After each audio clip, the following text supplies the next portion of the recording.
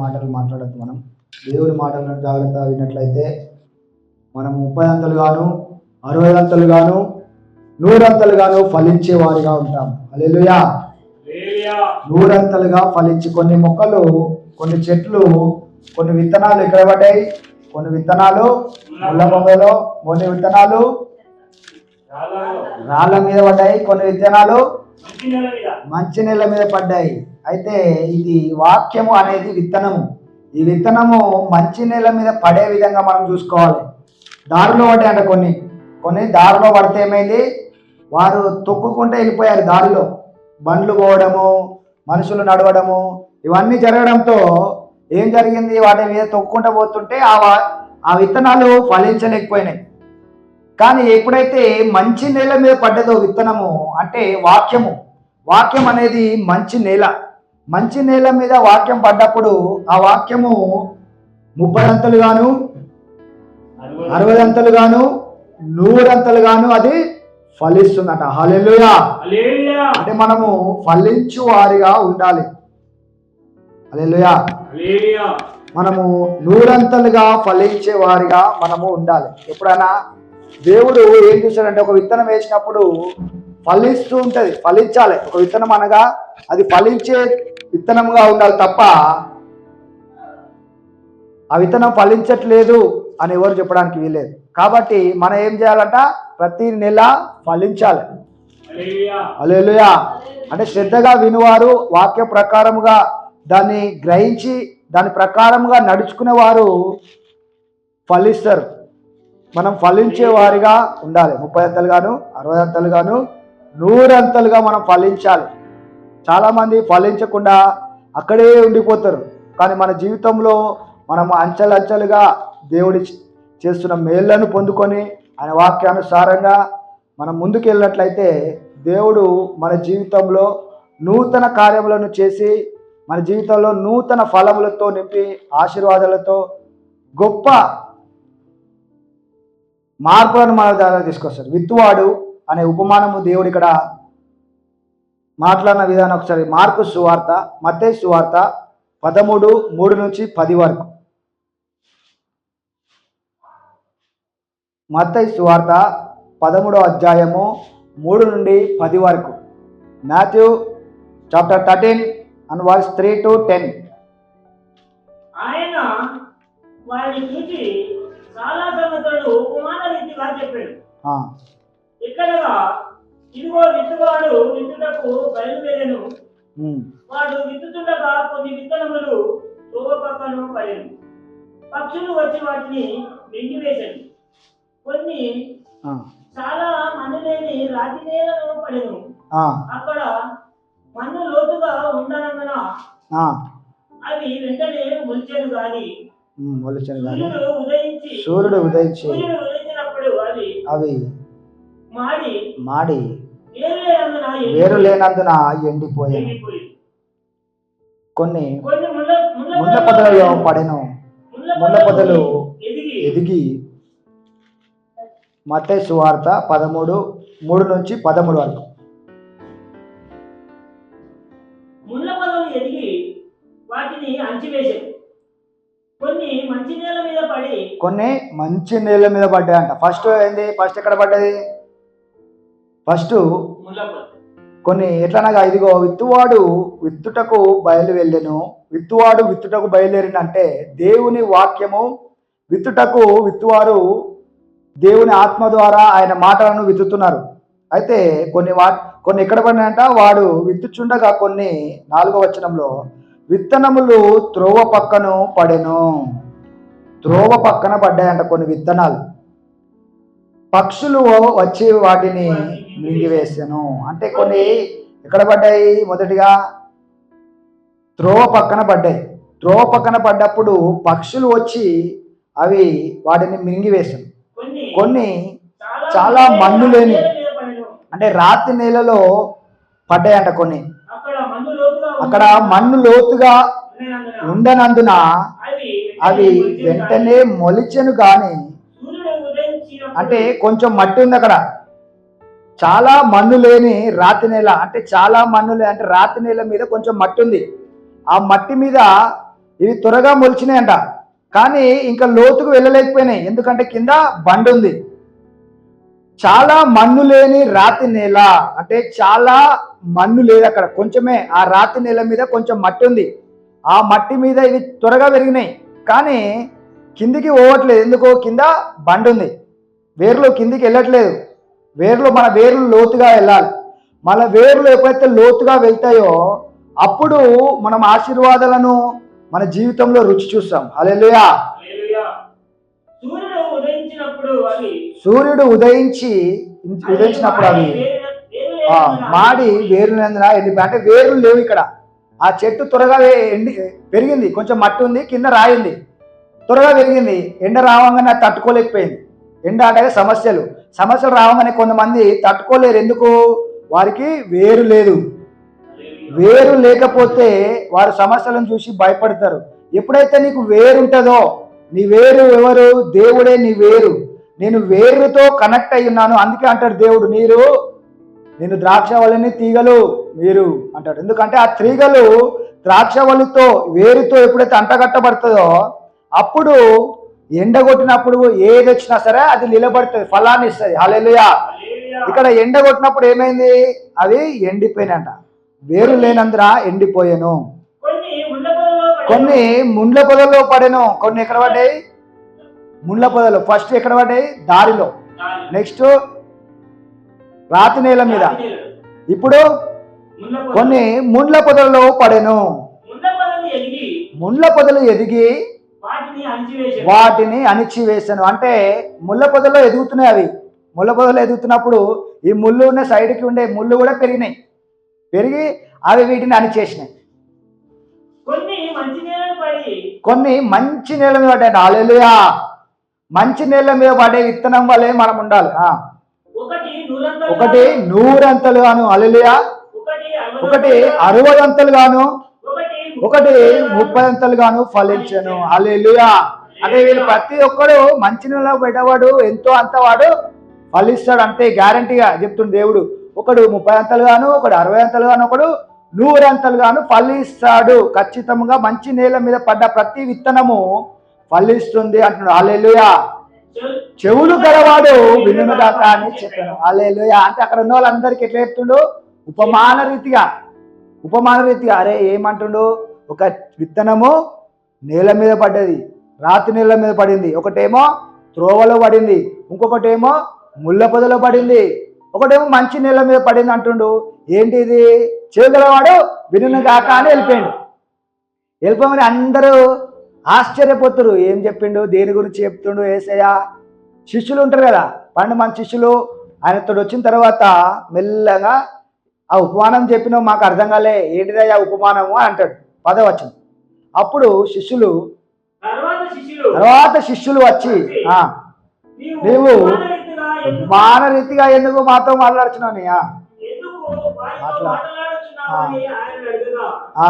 ఆయన ఇతను పరలోక రాజ్య మర్మములు ఎరుగుట మీకు అనుగ్రహింపబడి ఉన్నది కానీ వారికి పడలేదు. కలిగిన వారికి ఇవ్వబడును, వారికి సమృద్ధిగా కలుగును. లేని వారికి కలిగినది వాని యొద్ద నుండి తీసివేయబడును. మరియు వారు చూడరు, వినుచుండియు వినరు, గ్రహింపకయు ఉన్నారు. హల్లెలూయా. అంటే ఇక్కడ ఏమంటుండంటే ఈ మర్మములకు వారికి వివరించి చెప్పినా కూడా చూసి వారు చూడకున్నారు, వింటున్నా కూడా గ్రహించక ఉన్నారు. హల్లెలూయా. అందుకనే వారికి ఉపమాన రీతిగా చెప్పాల్సి వచ్చింది. కొంతమంది వినియు గ్రహించరు. యేసయ్య వచ్చిండు, ఆయన ఎవరు? సబ్బాతునే చేసిన వాడు. అయితే సబ్బాతు రోజు ఏం చేస్తుండు? ఆయన రోగులను స్వస్థపరుస్తుండు, నీ పరపెత్తుకున్నాడు అంటుండు. అన్ని అద్భుత కార్యాలు ఎప్పుడు చేస్తుండు? సబ్బాతు రోజే. సబ్బాత్ అనగా ఆదివారం, శనివారం వారికి సబ్బాత్ అనగా ఆ రోజు వారు పవిత్రంగా ఈరోజు ఏ పని చేయొద్దు, ఆ రోజు మేము పుల్ల తీసి పుల్లాట పెట్టద్దు. అలాగా వారు ఆచారంలో ఉన్నప్పుడు యేసయ్య వచ్చి ఆ గుంతులో పడ్డవాడిని లేపుతుండు, ముతులను లేపుతుండు, అందరిని స్వస్థపరుస్తుండు. అప్పుడు వారు ఏం చేస్తారు? నీవు మా ఒక ఆచారాన్ని ఉల్లంఘిస్తున్నావు అంటే ఎవరు చేస్తున్నారు? యేసయ్య చేసే కార్యాలను వారు చూసి ఆయన సబ్బాతును పాటించట్లేదు, ఈ ఆదివారంను పాటించట్లేదు అని వారు దేవుని వ్యతిరేకంగా ఆయన గ్రహించలేకపోయారు. ఆయన చూస్తున్నారు, సృష్టికర్తను చూస్తున్నారు, కానీ ఆయనను గ్రహించలేకపోతున్నారు. ఇలాంటి వారు వీళ్ళు. అందుకనే వీరు చూస్తున్నారు కానీ గ్రహించకున్నారు, వీరు వింటున్నారు కానీ గ్రహించకున్నారు, చూస్తున్నారు కానీ వారు.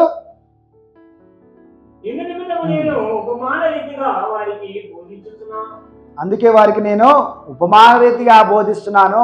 కానీ మీకు మాత్రం శిష్యులు ఎవరైతే వారి పొలాలను, వారి యొక్క ఆస్తిని, వారి సమస్తమును విడిచిపెట్టి యేసయ్యను వెంబడించిన ఈ యొక్క నిజమైన విశ్వాసులు, నిజముగా దేవునికి అంటగట్టబడిన వారికి దేవుడు ఏమంటున్నాడు? మర్మములు మాత్రము మీకు మాత్రమే, పరలోక రాజ్య మర్మములు ఎరుగుట మీకు అనుగ్రహింపబడి ఉన్నది. అంటే నిజముగా నమ్మువారు, నిజముగా దేవుని వెంబడించే వారికి దేవుడు పరలోక మర్మములు, ఈ సమస్య ఏ విధంగా పోతుంది, ఈ సమస్య మర్మం ఏంటి, ఈ పరిస్థితి ఏంటి, ప్రతి దానికి మర్మములు ఆయన ఎవరైతే ఆయన ప్రేమించి ఆయన కొరకు సమస్తమును విడిచిపెట్టి వచ్చిన ఈ యొక్క శిష్యులకే ఆయన బోధిస్తున్నారు. హల్లెలూయా. వారికి మాత్రము ఉపమాన రీతిగా చెప్తున్నాను, మీకైతే నేను మర్మములు చెప్పే వారిగా ఉన్నాను అంటున్నాను. హల్లెలూయా. 15వ వచనం. ఈ ప్రజలు కన్నులారా చూచి చెవులారా విని హృదయముతో గ్రహించి మనసు తిప్పుకొని నా స్వస్థత పొందకుండునట్లు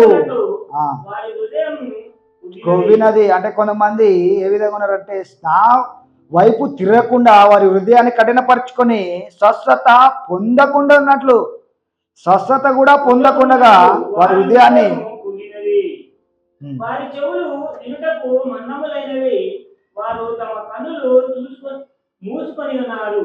కనుక మీరు వినుటరు కానీ గ్రహింపరు, చూచు మట్టుకు చూతురు గాని ఎంత మాత్రమును తెలుసుకొనరు అని యెషయా చెప్పిన ప్రవచనము వీరి విషయమై నెరవేర్చున్నది. హల్లెలూయా. మనం కొంతమంది వినట్లేదు అంటాం, వినట్లేదు వీరు వినట్లేదు అంటే మనము అన్నది ఏమనకూడదు. ఎందుకంటే ఇక్కడ ఏం రాయబడింది? వీరి నిమిత్తమై యెషయా చెప్పిన ప్రవచనము వీరి విషయమై నెరవేర్చున్నది. అంటే కొంతమంది వింటారు కానీ గ్రహించరు. కొంతమంది ఆ వచనము యెషయా చెప్పిండంట. యెషయా 53:1 వచనం చదువు. యెషయా చెప్పిండి మాట, వారు స్వస్థత నొందరు, వారి హృదయాలు కఠినంగా అయిపోయి వారు స్వస్థత నొందకుండా వారి హృదయాన్ని వారు కఠినపరుచుకురు అని అక్కడ రాయబడింది. 53:1. స్వస్థత పొందకుండానట్టు వారి హృదయమును క్రొవ్వినది, వారి చెవులు వినటకు బండమైనది. మేము తెలియజేసిన సమాచారము ఎవడు నమ్మెను? బాబు ఎవరికి బయలుపరచబడను, అంతే, అంతవరకే. మేము తెలియజేసిన సమాచారము ఎవడు నమ్మెను అంటే నమ్మరు అని యెషయా ముందుగానే చెప్పిండు. అందుకని ఇక్కడ యేసయ్య ఏమంటుండు? వీరు నమ్మరు, వీరు హృదయం కఠినపరుచుకురు. 53 యెషయాలో ఏం రాయబడింది?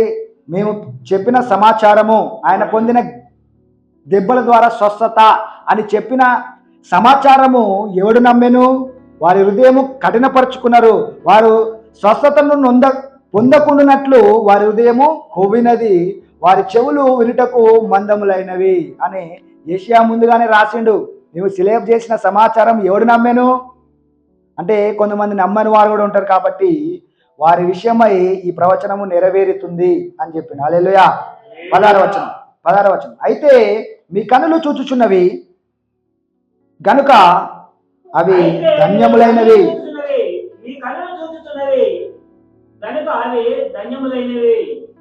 చెవులు వినుచున్నవి కనుక అవి హల్లెలూయా. అంటే మనమైతే గ్రహిస్తున్నాము, మనమైతే ఆయన దెబ్బల ద్వారా స్వస్థత, ఆయన ద్వారా మనకు రక్షణ అని మనం వింటున్నాము, గ్రహిస్తున్నాము. కాబట్టి మన చెవులు ధన్యములైనట్టాడు. హల్లెలూయా. అనేక ప్రవక్తలను నీతిమంతులను మీరు చూచువాటిని చూడకపోయి అంటే ఇప్పుడు మీరు చూస్తున్న ఈ కార్యాలను, ఈ అద్భుతాలను, యేసయ్య చేస్తున్న కార్యాలను అనేక మంది ప్రవక్తలు ఏమనుకురంట? యేసయ్య వస్తాడు, ఆయన కార్యాలను మేము కూడా చూడాలి అనుకురంట, కానీ చూడలేకపోయారంట. ప్రవక్తల కాలం తర్వాత యేసయ్య వచ్చింది కదా. అనేక ప్రవక్తలను, నీతిమంతులను మీరు చూచుచున్న వాటిని చూడగోరియు చూడకపోయిరి. మీరు విను వాటిని అంటే ఆయన మాట్లాడుతున్న జ్ఞానము మాటలు, ఆయన మాట్లాడుతున్న మాటలను ప్రవక్తలు కూడా వినాలనుకోరంట. యేసే వస్తాడు, ఆయన మాటలు మేము కూడా వినాలనుకోరు, కానీ వారి సమయం అయిపోయింది. మీరు వినువాటిని వినకపోయినని మీకు నిశ్చయముగా చెబుతున్నాను. విత్తువాని గూర్చిన ఇప్పుడు చెప్తున్నాడు ఉపమానం వీరికి శిష్యులకి. విత్తువాని గూర్చిన ఉపమాన భావము వినుడి. హల్లెలూయా. వినుడి. ఎవడైనను రాజ్యమును గూర్చిన వాక్యము వినియో గ్రహింపకయుండగా దుష్టుడు వచ్చి వాని హృదయములో విత్తబడిన దాన్ని ఎత్తుకొని పోవును. అంటే విత్తబడిన వాడు ఎందుకు ఎత్తుకపోతున్నాడు అంటే, ఇప్పుడు దారిలో పడ్డ విత్తనము ఎవరొచ్చి ఎత్తుకపోతున్నారు? ఒక పక్షులు వచ్చి ఎత్తుకపోతున్నాయి. అంటే ఈ వాక్యము ఇక్కడ ఏం దానికి సాదృశ్యంగా ఏం చెప్తున్నాడు ఇక్కడ? మన గూర్చిన వాక్యము, రాజ్యము గూర్చిన వాక్యము వినియు గ్రహింపకయుండగా దుష్టుడు వచ్చి, అంటే నువ్వు వాక్యం ప్రకటించబడ్డప్పుడు నువ్వు వినకుండా ఉన్నప్పుడు దుష్టుడు వచ్చి వాని హృదయములో విత్తబడిన దాన్ని ఎత్తుకొని పోవును. హల్లెలూయా. ఇక్కడ ఏం రాయబడిందంటే, త్రోవ పక్కన విత్తబడిన విత్తనము వలె పోలి ఉన్న వ్యక్తి ఏ విధంగా ఉంటాడంటే, వాడు ఆ వాక్యాన్ని వింటాడు కానీ దాన్ని గ్రహించాడు. అప్పుడు ఆ వాక్యాన్ని ఈ అపవాది వచ్చి దాన్ని దొంగిలిస్తాడంట. వాక్యం విని వెంటనే వాడు సంతోషిస్తాడంట, అరే వాక్యం బాగుంది అని. అతనిలో వేరు లేదంట.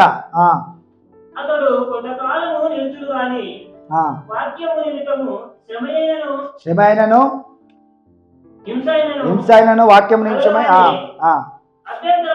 అభ్యంతర పడతాడంట. హల్లెలూయా. అంటే ఇక్కడ ఏం రాయబడిందంటే, ఒక వ్యక్తి రాతి నేల మీద పడ్డ ఆ ఒక విత్తనం వల్ల ఏ విధంగా ఉంటుందంటే, వాక్యాన్ని వినంగానే సంతోషిస్తాడు, అరే మంచిగా ఉంది వాక్యము అని సంతోషిస్తాడు, కానీ ఆయనలో వేరు లేదు. వేరు లేనప్పుడు ఒక సమస్య వచ్చినప్పుడు, ఒక పరిస్థితిలో ఇలాంటి ఇబ్బందులు వచ్చినప్పుడు వాళ్ళు ఏం లేదు, ఎండ కొట్టినప్పుడు వాడు ఏమైపోతాడు? ఎండిపోతాడు. అక్కడ ఆ చెట్టు వేరు లేదు కాబట్టి సమస్యలు వచ్చినప్పుడు వాడు ఏమవుతుందంట?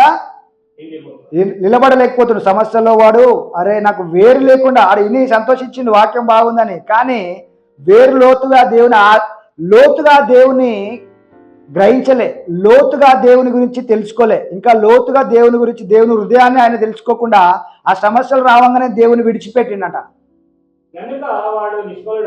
వాడేమవుతుండు? నిష్ఫలం. వాడు ఫలించలేకపోతుండు. ఆ పరిస్థితి వచ్చినప్పుడు దేవుడు నాకు ఈ పరిస్థితి తీసుకొచ్చిండు కదా, అయినప్పటికీ నేను దేవుని గట్టిగా పట్టుకుంటాను, ఎందుకంటే దేవుడు ఎప్పుడునూ మేలు చేయవాడే కదా.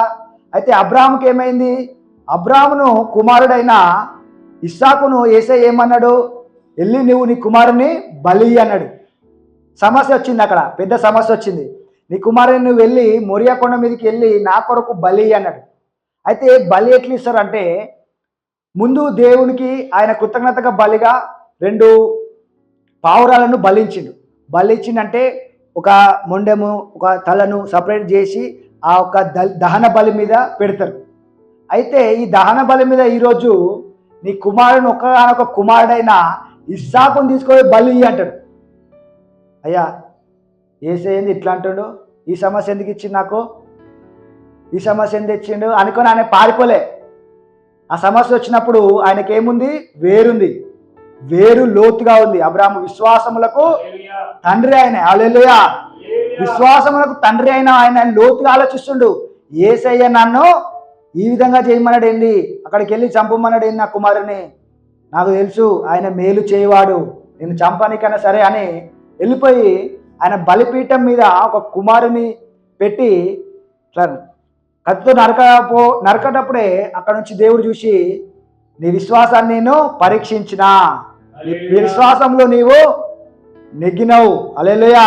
ఈ విశ్వాసంలో నా హృదయాన్ని నువ్వు తెలుసుకున్నావు. నేను చంపువాని కాదు, కానీ నేను చంపుతా అన్నప్పటికీ సరే నీకు వెనుకంజ వేయలే, నీ కుమారుడు ఒక్కగానొక్క కుమారుని ఇవ్వడానికి వెనుకంజ వేయలే కాబట్టి నీకు జనములను తండ్రిగా నేను అభిషేకిస్తున్నాను. హల్లెలూయా.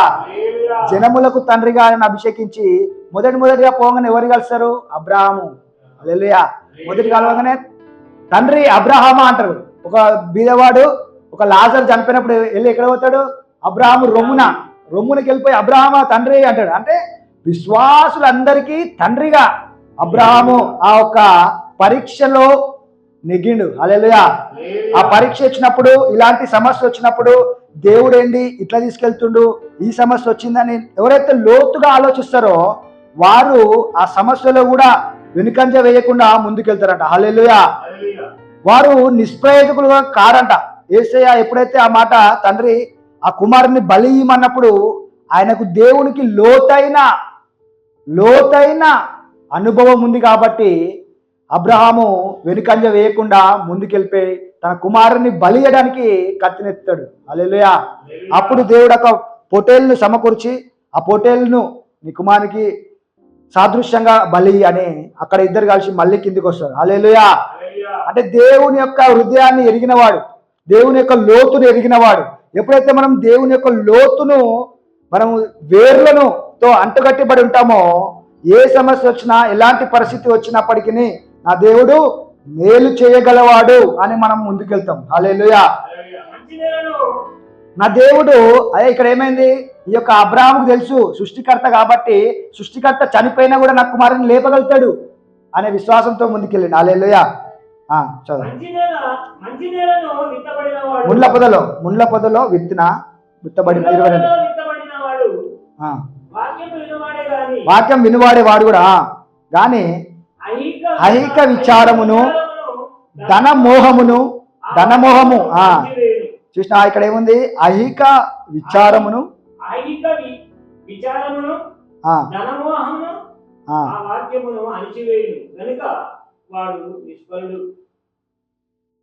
హల్లెలూయా. అంటే ఇప్పుడు వాడు ఏం ఆలోచిస్తుండు? ధనం గురించి. వాక్యం వింటుండు, అన్ని వింటుండు, ధనం గురించి, ఐహిక విచారము, లోక సంబంధమైన విచారములు, ఏం తిందుము, ఏం తాగుదాము, ఎలా బతుకుతాము, ఏంటి ఆ పరిస్థితులు ఆ వాక్యం వింటుండు. కానీ వీటన్నిటి గురించి ఆలోచిస్తూ, ధనం గురించి ఆలోచిస్తూ దేవుని మాటలు వింటున్నాడు. కానీ ఆయన లోక సంబంధమైన వాటి మీద కూడా ఆయన మనసును ఉంచుతూ ఉన్నాడు. ఆ వాక్యమును అణచివేయను. ఈ యొక్క విచారణ ద్వారా ఆ వాక్యం అనేది ముళ్ళ పొదలో పడ్డ వాక్యము విత్తనము ఏ విధంగా అణచివేయబడుతుందో ఈ ధనమోహము, ఐహిక విచారణము అనే ఈ యొక్క అలవాట్లతో ఆ వాక్యము ఏమవుతుంది? అణచివేయబడుతుంది, ఫలించకుండా అవుతుంది. అయితే మంచి నేల మీద అయితే మంచి నేలను గ్రహించువాడు అట్టివాడు సఫలుడై ఒకడు 100 గాను, ఒకడు 60 గాను, ఒకడు 30 గాను. హల్లెలూయా. అర్థమైందా? వాక్యం మనం విని దాని లోతులోకి వెళ్ళాలి. మనం ఎప్పుడైతే లోతులోకి వెళ్తామో అప్పుడే మనము ఆశీర్వదించబడతాము. ముళ్ళ పొదలో ఉన్నవారైతే ఆశీర్వదించబడరు. నేల మీద ఒక దారిలో పడ్డ విత్తనము ఆశీర్వదించబడలేదు, ఆ ఒక రాతి నేల మీద పడ్డ విత్తనము ఆశీర్వదించబడలేదు. కానీ ఎవరైతే మంచి నేల మీద పడ్డ వాక్యము విత్తబడు వాక్యము విని గ్రహించువాడు. ఇక్కడ ఏం రాబడింది? 23 మంచి నేలను విత్తబడిన వాడు వాక్యమును విని గ్రహించువాడంట. మనము వినువారమై ఉండకుండా దాన్ని గ్రహించువారమై ఉండాలి. ఎప్పుడైతే నువ్వు వాక్యంను గ్రహిస్తావో అంటే లోతుగా దాన్ని, ఈ వాక్యం ఏంటి? యెహోవా నా కాపరి, నాకు లేమి కలగదు అని మాటతో మాట్లాడకుండా దాని గురించి ఆలోచించాలి. గ్రహించడం అంటే ఆ వచనము పట్టుకొని దాన్ని మనము ఆలోచించాలి. మీరు ఊహించిన వాటికంటేను అడిగిన వాటికంటేను అత్యధికంగా అంటే ఊహించాలి. ఆ వాక్యమును మనము ఊహించాలి, ఆ వాక్యమును మనము ఆలోచించాలి, వాక్యమును మనము థింక్ చేస్తుండాలి. దాని గురించి యెహోవా నా కాపరి, నాకు లేమి కలగదు అంటే ఈ వాక్యం ఏంటి? ఈ వాక్యం ఎందుకు దేవుడు ఈ విధంగా మాట్లాడుతున్నాడు ఏంటి అని గ్రహించాలి. మనం చదువుకుంటూ పోవద్దు, అట్లా చదువుకుంటూ పోతూ ఉండొద్దు, దాన్ని గ్రహించాలి. ఈ వాక్యం ఏంటి? ఈ యొక్క వాక్యం ఏం మాట్లాడుతుంది? దీని సారాంశం ఏంటి? ఈ వచనము దేని గురించి మాట్లాడుతున్నాడు? నాకు లేమి ఎక్కడి నుంచి వస్తుంది, మరి ఈ వచనం ఈ విధంగా ఉంది కదా, నాకు లేమి కలగదని ఉంది కదా అని దాని గురించి మనం ఆలోచిస్తూ ఉండాలి. ఎప్పుడైతే ఆలోచిస్తూ గ్రహించు వారమై ఉంటామో అట్టివారు సఫలులై అప్పుడు వారు సఫలులైతారు. ఒకడు హల్లెలూయా, అప్పుడు వాడు 30 అంతలుగాను 60 అంతలుగాను 100 అంతలుగాను ఫలించువాడే ఉంటాడు. హల్లెలూయా. అంటే నువ్వు ఫలించాలంటే వాక్యం చదువుకొని పోవడం కాదు, దాన్ని గ్రహించాలి. వాక్యాన్ని చదవడం వేరే, దాన్ని గ్రహించడం వేరే. హల్లెలూయా. అంటే ఈ రోజు నుంచి మనము దాన్ని గ్రహించి వారమై ఉండాలి. హల్లెలూయా. ఒక్క వచనం చెప్పి నేను క్లోజ్ చేస్తా. సామెతలు 10:6 ఈ ఒక్క వచనం చెప్పి నేను క్లోజ్ చేస్తా. సామెతలు 10:6 ఈ వచనాన్ని మనము ఇప్పుడు విన్న ఈ యొక్క ఉపమానమును ఈ యొక్క వాక్యానికి మనం జతపరిచి ఈ వాక్యాన్ని మనము గ్రహించాలి.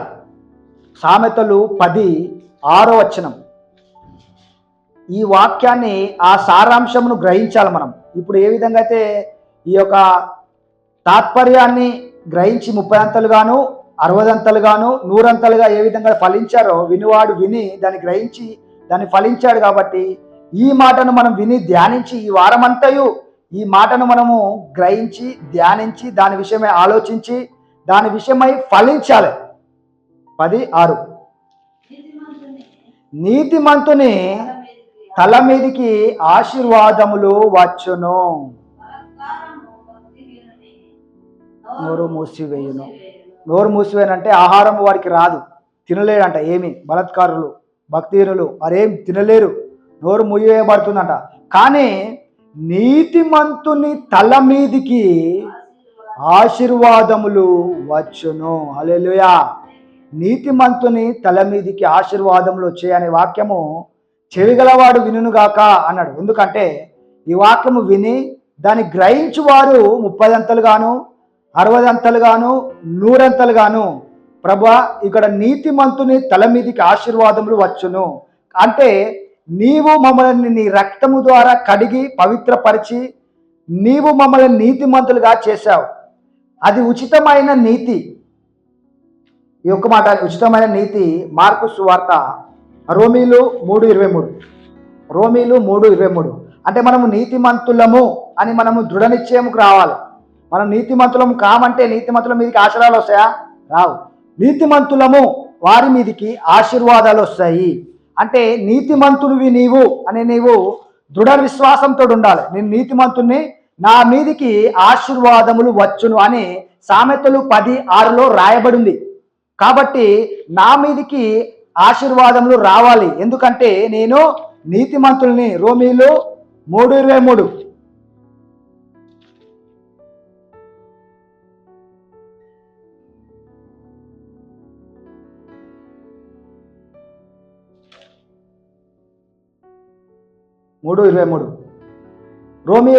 రోమన్స్ 3:23 ఏ భేదమును లేదు, అందరూ పాపము చేసి దేవుడు అనుగ్రహించి మహిమను పొందలేకపోతున్నారు. 24 వచనం. కాబట్టి నమ్మువారు ఆయన కృపచేతనే క్రీస్తు యేసు నందలి విమోచనము ద్వారా ఉచితముగా నీతిమంతులమని తీర్చబడుచున్నారు. హల్లెలూయా. సామెతలు 10:6 వచనములు ఏం రాయబడిందంటే నీతిమంతుని మీదికి ఆశీర్వాదములు వచ్చును. నీవు పాపి అంటే నీ తల మీదకి ఆశీర్వాదాలు వస్తాయా? నీవు నీతిమంతుడు అంటే నీ తల మీదకి ఏమొస్తుంది? ఆశీర్వాదాలు వస్తాయి. అయితే ఇక్కడ రోమీలు 3:24 ఏం రాయబడింది?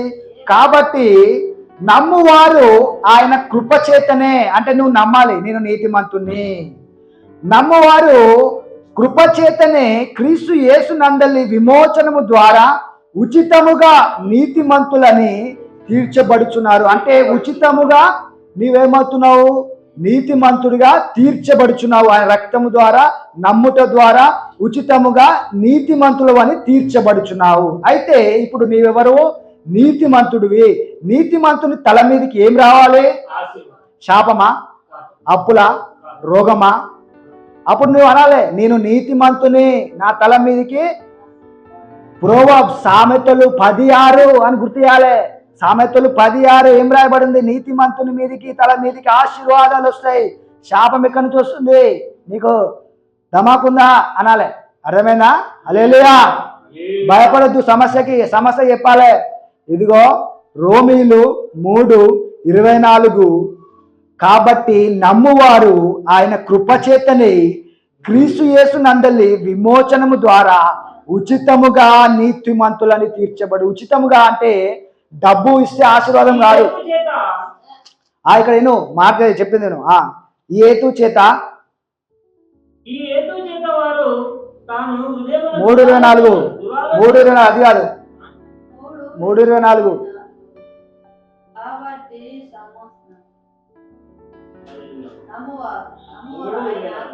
3:24 యేసుక్రీస్తు నందలి విమోచనము ద్వారా. హల్లెలూయా. ఉచితముగానా? ఏమైనా చేయాలా? ఆశీర్వాదం రావాలంటే ఉచితంగానా? కష్టపడాలా? లోకంలో ఏముంటుంది? కష్టపడితే పైసలు వస్తాయి. కష్టపడితేనే, కష్టపడేది అనేది శాపం. మనకు ఆశీర్వాదం రావాలి, శాపం కాదు. పరలోకంలో ఎవరైనా కష్టపడతారా? భూమి మీద కష్టపడతారేమో, కానీ యేసయ్య కష్టపడకుండా 5 రొట్టెలు మరి ఏం కష్టపడ్డాడు? శాపాన్ని అధిగమించిండు. హల్లెలూయా. శాపం కిందికి రావద్దు. మనం శాపము లేకుండా యెహోవా ఆశీర్వాదము ఐశ్వర్యం ఇచ్చును. నరుల కష్టము చేత అది రాదు. కష్టము చేత వస్తున్నట్న అంటే మనము లోకానుసారంగానే మన హృదయాన్ని ఆలోచిస్తూ ఉంటాం. కానీ దేవుని వాక్యము లోకానికి వ్యతిరేకంగా ఉంటుంది. లోకంలో కష్టపడితేనే వస్తుంది అంటాడు, కానీ యేసయ్య ఏమంటాడు? 5 రొట్టెలు 5,000 మందికి పంచిపెట్టిన చూడు, పరలోకం నుంచి ఎట్లా వచ్చినాయి అంటాడు. హల్లెలూయా. అంటే ఈయన లోకానికి వ్యతిరేకంగా ఉచితంగా నేను నిన్ను నీతిమంతులుగా చేశాను కాబట్టి ఉచితంగా నీ తల మీదకి ఏం రావాలి? హల్లెలూయా. కాబట్టి ఈ వచనాన్ని మీరు గ్రహించి విని 30 అంతలుగాను 60 అంతలుగాను 100 అంతలుగాను ఫలించే వారిగా ఈ వచనాన్ని నెమరు వేసుకొని ఈ వారమంతా నీతిమంతుల తల మీదకి ఆశీర్వాదములు వచ్చును. 10:6 సామెతలు 10:6 తర్వాత 3:25. హల్లెలూయా. నీతిమంతుని తల మీదకి ఆశీర్వాదములు రావాలి తప్ప శాపము రావద్దు, కష్టం అని ఉండొద్దు, ఏ ఇబ్బందులు రాకుండా ఆశీర్వాదములతో వాని మీదకి ఆశీర్వాదములే రావాలంట. హల్లెలూయా. ప్రార్థన చేసుకుందాం. Thank you lord. యేసయ్యా నీకే వందనాలు చెల్లిస్తున్నాం ప్రభా. అవునయ్యా, మాతో మాట్లాడిన దేవా, నీ వాక్యంతో విత్తువాడు విత్తుచూ వెలుచున్నప్పుడు కొన్ని రాతి నెల మీద పడ్డాయి, కొన్ని త్రోవలో పడ్డాయి, కొన్ని ముళ్ళ పొదలో పడ్డాయి, కొన్ని మంచి నేల మీద పడ్డాయి ప్రభా. అవునయ్యా, మేము ముళ్ళ పొదలో పడే విత్తనం వల్లే ఉండడానికి వీల్లేదు, ఆ రాతి మీద పడ్డ విత్తనం వల్లే ఉండడానికి వీల్లేదు, ఆ ఒక దారిలో పడ్డ విత్తనం వల్లే ఉండడానికి వీల్లేదు ప్రభా. నీ వాక్యమును మేము గ్రహించి 30 అంతలుగాను 60 అంతలుగాను 100 అంతలుగాను ఫలించి గ్రహించేవారుగా ఉండే కృప దయచేయమని ప్రార్థిస్తున్నాం ప్రభా. మా మనోనేత్రములను తెరవండి. వారికి మాత్రము మీరు ఉపమాన రీతిగా బోధించారు, కానీ మాకైతే మర్మములను బోధించిన దేవుడో ప్రభా. అవునయ్యా, వారికి ఉపమాన రీతిగానే బోధించబడింది, కానీ మాకైతే మీరు మర్మాలను బోధించారు. ఫలించే వారిగా మమ్మల్ని ఉంచినందుకు వందనాలు చెల్లిస్తున్నాం ప్రభా. ఇంకా అంచెలంచెలుగా ఫలించి అనేకులకు ఆశీర్వాదకరంగా మమ్మల్ని ఉంచి అనేకులకు వెలుగై ఉండమన్నావు ప్రభా. లోకానికి మీరు వెలుగై ఉన్నారు, లోకానికి ఉప్పు అయి ఉన్నారు అన్నావు ప్రభా. మేము లోకానికి ఉప్పుగా, లోకానికి వెలుగుగా, అనేకులను ఆదరించేవారిగా, అనేకులకు ఇచ్చేవారిగా, అనేకులకు ఆశీర్వాదకరంగా ఉండే కృప దయచేయమని ప్రార్థిస్తున్నాం ప్రభా. అవునయ్యా, యెహోవా ఆశీర్వాదములు నీతిమంతుని తల మీదకి వస్తాయి అన్నావు ప్రభా. నీ ఆశీర్వాదములు మా తలల మీదకి ఎప్పుడు వచ్చునుగా కానీ ప్రార్థిస్తున్నాం ప్రభా. అవునయ్యా, నీతిమంతులు రక్తముతో కడిగి మమ్మల్ని ఉచితముగా నీతిమంతులుగా చేసిన దేవుడో ప్రభా. నీ రక్తము కార్చి, పరిశుద్ధుని రక్తము కార్చి ఆయన మా కొరకు పాపిగా మార్చబడి మమ్మల్ని పవిత్రపరిచి మమ్మల్ని నీతిమంతులుగా చేసిన దేవుడో ప్రభా. అవునయ్య, మీ త్యాగము వృధా కాదు, మీరు పొందిన గాయములు వృధా కాదు. మీరు చెప్పిన సమాచారం ఎవడు నమ్మెను, ఆయన స్వస్థతను ఎవడు పొందుకొనెను, ఎవడు నమ్మి విశ్వసించను అన్నావు ప్రభా. మేము నమ్మువారమై ఉన్నాం ప్రభా. మా జీవితంలో స్వస్థతలు జరిగించండి, సమృద్ధులు జరిగించండి, కార్యములు జరిగించండి ప్రభా. ఇక్కడ ఉన్న ప్రతి ఒక్కరి జీవితంలో నూతన కార్యములు చేయండి, స్వస్థపరచండి.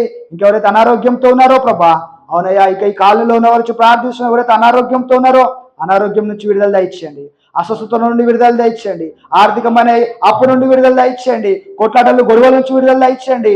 అవునయ్యా, మేము నమ్మువారమై ఉన్నాం ప్రభా. ఉచితంగా మీరు నీతిమంతులై ఉన్నారు. నమ్మువారు క్రీస్తు యేసు ప్రభు ద్వారా ఉచితముగా మీరు నీతిమంతులుగా తీర్చబడ్డారన్న. అవునయ్యా, నీతిమంతుల తల మీదకి ఆశీర్వాదంలో వచ్చింది కాబట్టి ఈ ప్రాంతం అంతటను ఇచ్చివారిగా ఈ ప్రాంతం అంతను మార్చబడునుగా కానీ ప్రార్థిస్తున్న ప్రభా. ఈ ఏరియాను మొత్తాన్ని నీవు ఆశీర్వదించి ఈ పేరును మార్చి, ఈ యొక్క కాలనీ పేరునే మీరు మార్చి నామని మయపరచుకోండి. అవునయ్యా, పిల్లల గురించి ప్రార్థిస్తున్నాం, ఇక్కడ ఉన్న యవనస్తుల గురించి ప్రార్థిస్తున్నాం ప్రభా. యవనస్తులను నీ వైపు తిప్పుకోండి, ప్రార్థన ఆత్మను వారి మీద కుమ్మరించండి. ఇక్కడ ఉన్న చిన్నపిల్లల మీద నీ ఆత్మను కుమ్మరించండి. వారు విచ్చలవిడిగా ఇలాంటి ఆటలు కానీ, చిల్లల ఆటలు కానీ, ఒక పైసలు కానీ ఇలాంటివి వాళ్ళు ఆడడానికి వీల్లేదు. ఈ ప్రాంతంలో నీ అభిషేకమును కుమ్మరించండి. ప్రతి ఒక్కరిని నీ వైపు తిప్పుకోమని ప్రార్థిస్తున్న జ్ఞానమును దయచేయండి పిల్లలకు. వారు చదువులో తోడై ఉండండి, వెళ్ళుటకు చదువులో అవునా ఎవరు చదువుకోవడానికి కూడా వెళ్ళట్లేదు, అవునా తినడానికి తిండి కూడా లేకుండా ఉన్నారు ప్రభా. వీరందరినీ మీరు ఆశీర్వదించండి. అన్ని విషయాల్లో నీ వద్దకు వచ్చి వారి మీద తల మీద ఆశీర్వాదాన్ని కుమ్మరిస్తున్నావు ప్రభా. నీ వద్దకు వచ్చి వారిగా ఇక్కడ కాలం అంతటిని నీ అభిషేకంతో నింపమని ప్రార్థిస్తున్నాం. అదేవిధంగా దేశమును, రాష్ట్రమును, ప్రపంచమును నీ స్వాధీనంలో ఉంచుకోమని ప్రార్థిస్తున్నాం ప్రభా. నీ బలమైన హస్తముల చేత కాపాడి కొట్లాటలు, గొడవలు, యుద్ధాలు కాకుండా సమాధానము దయచేయండి. అవునా, ఎవరు కూడా ఏ యుద్ధాలు కానీ, కొట్లాటలు కానీ, గొడవలు కానీ అవడానికి వీల్లేదు. సమాధానము ఈ యొక్క దేశం మీద కుమ్మరించమని ప్రార్థిస్తున్నాం ప్రభా. ప్రపంచ దేశాల మీద సమాధానం ఉంచమని ప్రార్థిస్తున్నాం ప్రభా. ఈ యొక్క బలమైన ఆశీర్వాదములు ఇక్కడ ఉన్న ప్రతి ఒక్కరి మీద కుమ్మరించండి. వీరి యొక్క ఇంకా అదేవిధంగా ఎవరైతే విలేజ్లో ఉన్నారో, ఎవరైతే ప్రార్థన అంశములతో అవునా, ఎవరైతే అనారోగ్యంతో కిడ్నీల సమస్యతో ఉన్నారో ప్రభు, నారాయణమ్మ గురించి ప్రార్థిస్తున్న 2 కిడ్నీలను బాగు చేయండి. మీరు సమస్తము బాగు చేసే దేవుడు. Restore right now lord. ఆ యొక్క కిడ్నీలను ముట్టి స్వస్థపరచండి. అవునయ్యా, ఇంకొక పద్మావతి ఆంటీ గురించి ప్రార్థిస్తున్నాం. ఆమె కూడా ఆ ఒక కిడ్నీలను, నూతన కిడ్నీలను దయచేయమని ప్రార్థిస్తుంది. న్యూ బ్రాండ్ కిడ్నీలను దయచేయండి. మీరు అసాధ్యం అనేది లేదు ప్రభా. ఎగ్జామ్స్ రాసిన వారు, గవర్నమెంట్ ఎగ్జామ్స్ రాసిన వారి గురించి ప్రార్థిస్తున్నాం. వారి ఎగ్జామ్స్లలో మీరు తోడయండి, గొప్ప రిజల్ట్స్ తీసుకొచ్చి గొప్ప సాక్ష్యములు దయచేయండి. ఇంకా కాళ్ళ నొప్పులను తీసేయండి, మోకాళ్ళ నొప్పులను తీసేయండి, క్యాన్సర్లను కరిగించండి, ఇప్పుడే గడ్డలను కరిగించండి, వెన్నుపూసలను ముట్టి స్వస్థపరచండి, తల నుంచి అరికాల వరకు ఐసెట్ నార్మల్ తీసుకురమని ప్రార్థిస్తున్నాం ప్రభా. కళ్ళు మంటలను తీసివేయండి, తలనొప్పులను తీసివేయండి, బ్రెయిన్లను ముట్టి స్వస్థపరచండి, గడలను కరిగించండి, కణితలను, మోకాళ్ళ నొప్పులను తీసివేయండి, కాళ్ళ నొప్పులను తీసివేయండి. అవునయ్యా, మేము నమ్మువారమై ఉన్నాము, మేము స్వస్థతను కోరేవారమై ఉన్నాము. మా ఒక హృదయంలో మొండిగా లేవు కానీ నువ్వు అన్నావు వారు స్వస్థతను ఉండకుండా ఉన్నట్లు వారి హృదయములు కఠినంగా చేసుకున్నారు అన్నావు ప్రభా. మేమైతే ఆ విధంగా లేము కాబట్టి మా హృదయాలను మీరు ముట్టి స్వస్థపరచండి. మా యొక్క ప్రతి అవయవాలను తల నుంచి అరికాలు వరకు ప్రతి బలహీనతను తీసివేసి నూతనమైన బారు మాంసం వలె మా మాంసాలను మార్చి నూతన బలమును దయచేసి నామని అనేకులకు ప్రకటించి వారు కానీ బలమైన సేవలో ముందుకెళ్ళటకు ఈ ప్రాంతాన్ని అభిషేకించి అనేక ప్రాంతాలకు వెళ్ళట కృప దయచేయమని అతడు యేసుక్రీస్తు నామములో ప్రార్థిస్తున్నాము తండ్రి. ఆమేన్.